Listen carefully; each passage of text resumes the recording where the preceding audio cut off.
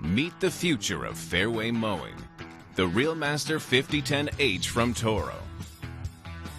This is the industry's first and only fairway mower with a true hybrid drive system, providing an average fuel savings of 20%, with plenty of power to perform in the toughest turf conditions.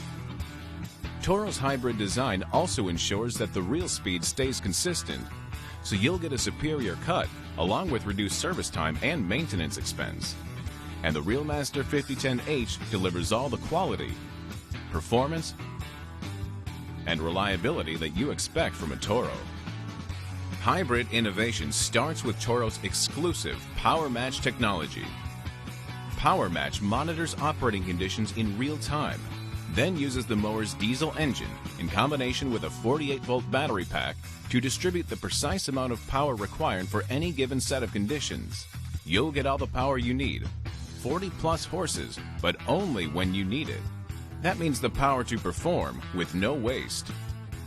The Reelmaster 5010H is a winner when it comes to reliability, too. It's built on Toro's proven 5010 platform and uses our industry-leading DPA cutting units, groomers, and other accessories.